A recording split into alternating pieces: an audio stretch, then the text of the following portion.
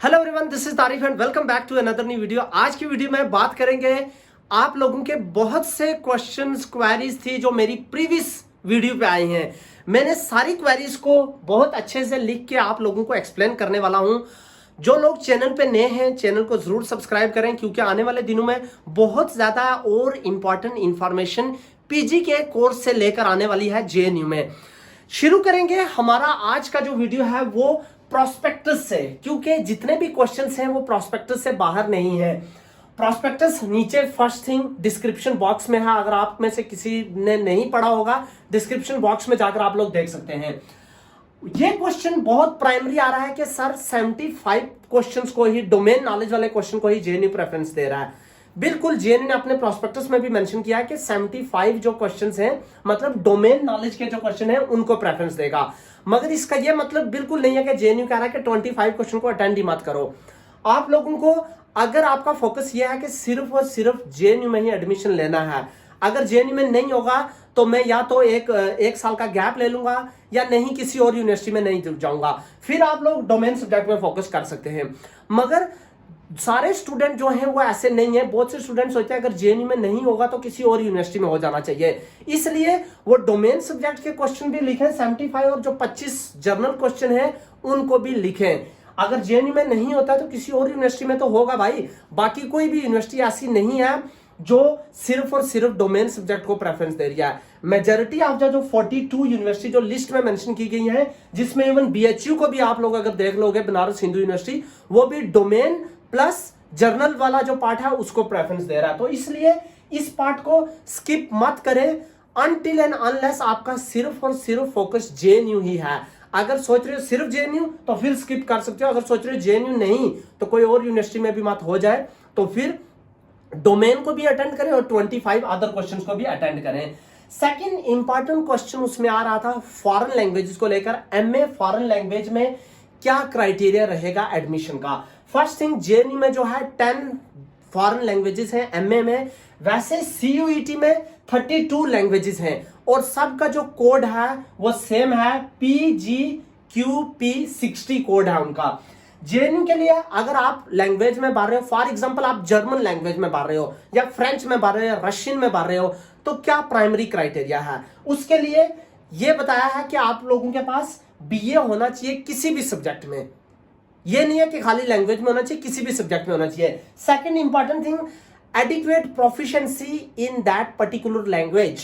इसका यह मतलब नहीं है कि कोई डिप्लोमा या सर्टिफिकेट होना चाहिए, ये मेंशन नहीं किया है। खाली बताया कि आप लोगों को अच्छे से आनी चाहिए वो लैंग्वेज। वो क्यों बताया? क्योंकि जो एग्जाम होगा वो उसी लैंग्वेज में होगा। फॉर एग्जांपल जर्मन के लिए लिख रहे हो, चाइनीज के लिए लिख रहे हो, फ्रेंच के लिए लिख रहे हो, रशियन के लिए लिख रहे हो, तो उन्हीं लैंग्वेज में एग्जाम होगा। तो इसका मतलब है ऑब्वियसली आप लोगों को वो लैंग्वेज में प्रोफिशिएंसी होना चाहिए, तभी आप लिख पाओगे।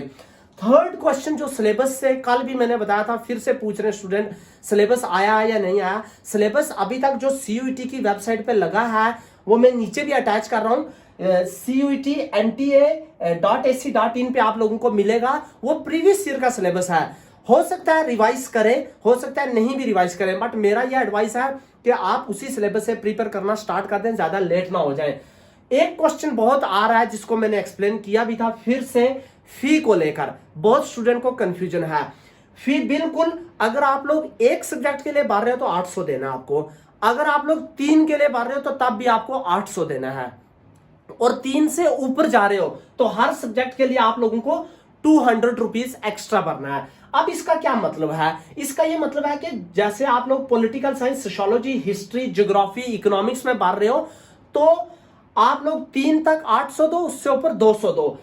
क्यों पढ़ रहे हो आप 3-4 सब्जेक्ट में, और तीनों के एग्जाम जो हैं वो अलग अलग होंगे। इनका एग्जाम एक एग्जाम नहीं है, हर का एग्जाम अलग है इसमें। इसलिए क्योंकि अगर आप लोगों को लग रहा है कि मेरा सीयूईटी में पॉलिटिकल साइंस का स्कोर अच्छा नहीं आया है, तो भाई मत हिस्ट्री का अच्छा आ जाए। अगर हिस्ट्री का भी नहीं आया, हो सकता है सोशियोलॉजी का अच्छा आ जाए, नहीं आया तो हो सकता है इकोनॉमिक्स का अच्छा आ जाए, तो एटलीस्ट किसी एक सब्जेक्ट में तो आप लोगों को एडमिशन मिल जाएगी ना। तो इसलिए एक सब्जेक्ट को मत भरो, मेरा ये एडवाइस है 3 तो भरो ही भरो, क्योंकि फी 800 ही देनी है आपको, एक में 3 में।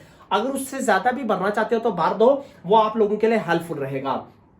जेएनयू से लोग क्वेश्चन पूछ रहे हैं कि आप लोगों को जेएनयू के लिए सेपरेट फॉर्म भरना है या नहीं? बिल्कुल, जेएनयू के लिए आप लोगों को एक सेपरेट फॉर्म भरना पड़ेगा। वो सेपरेट फॉर्म जो है उसमें आप लोगों को सीयूईटी की एप्लीकेशन नंबर डालना पड़ेगा और उसमें जो है आप लोग मैक्सिमम 3 ही सब्जेक्ट को भर पाओगे। यही इससे पहले भी रूल रहा है, आगे भी यही होने वाला है। फॉर एग्जाम्पल आपने पॉलिटिकल साइंस, सोशियोलॉजी या हिस्ट्री बांट दिया, अब उन तीनों में आपका सीयूईटी स्कोर देख के आप लोगों को एडमिशन दिया जाएगा। नेक्स्ट बात यह थी, पेपर कोड का बहुत से स्टूडेंट कंफ्यूज हैं, कैसे पता चलेगा? पेपर कोड ढूंढना बहुत ज्यादा इजी है, उसके लिए कंफ्यूज मत हो, क्योंकि आप लोग अगर नीचे अटैच किया गया प्रोस्पेक्टस, उस प्रोस्पेक्टस को आप लोग अगर खोलेंगे, बीएचयू और जेएनयू का प्रोस्पेक्टस, उसमें कंट्रोल F डालो अगर आप लैपटॉप से खोल रहे हो, और अगर आप मोबाइल से खोल रहे हो फिर ऐसा आप लोगों को एक साइन मिलेगा, वहां पे डाल के सब्जेक्ट का नाम डालो, आप लोगों को कोड भी मिल जाएगा। फॉर एग्जांपल किसी स्टूडेंट ने क्वेश्चन पूछा है, मुझे डेवलपमेंट एंड लेबर स्टडीज में एडमिशन लेना है, तो यहां प्रोस्पेक्टस में कंट्रोल F डालो और ऊपर सब्जेक्ट का नाम टाइप करो, डेवलपमेंट एंड लेबर स्टडीज, आप लोगों को कोड मिल जाएगा। वो कोड डाल के आप लोग एप्लीकेशन फॉर्म के लिए सीयूईटी में अप्लाई कर दो। नेक्स्ट एक क्वेश्चन स्टूडेंट पूछ रहे हैं, क्या सर जेएनयू में स्कॉलरशिप मिलता है? एमए में, जेएनयू में एमए में भी स्कॉलरशिप मिलता है भाई, बीए में भी मिलता है, एमफिल में भी मिलता है और पीएचडी में भी मिलता है। उस चीज के ऊपर एक सेपरेट वीडियो बनाई जाएगी, आप आ जाओ, जेएनयू में स्कॉलरशिप बिल्कुल मिलेगा। बाकी आईआरएएम में इस बार जो है 50 सीट है, पॉलिटिकल साइंस में 96 सीट्स हैं और पीएएसएम में 115 सीट्स हैं। इनके लिए ये प्रोस्पेक्टस भी अटैच किया गया, उसमें भी सीट्स के बारे में बताया गया है, मगर मैं एक अलग से भी वीडियो बनाऊंगा और वो वीडियो बहुत जल्दी आने वाला है। आईआरएएम, पीएएसएम और पॉलिटिकल साइंस के लिए, और पेपर इनका एक होने वाला है इस बार। कैसे अटेंड करना है, किस तरह क्या सिलेबस है, बिल्कुल बताएंगे। जाते जाते मेरा टेलीग्राम चैनल को जरूर सब्सक्राइब करें, बहुत सारा कंटेंट मैं उसमें भी प्रोवाइड करता रहता हूं जब जब टाइम मिलता है। आपके जो भी क्वेश्चंस हैं, जैसा भी क्वारीज हैं, कमेंट बॉक्स में जरूर लिखें, मैं आंसर करने की कोशिश करूंगा। मिलते हैं अब आप लोगों को नेक्स्ट वीडियो में। Till then all of you take care, bye bye, love you all.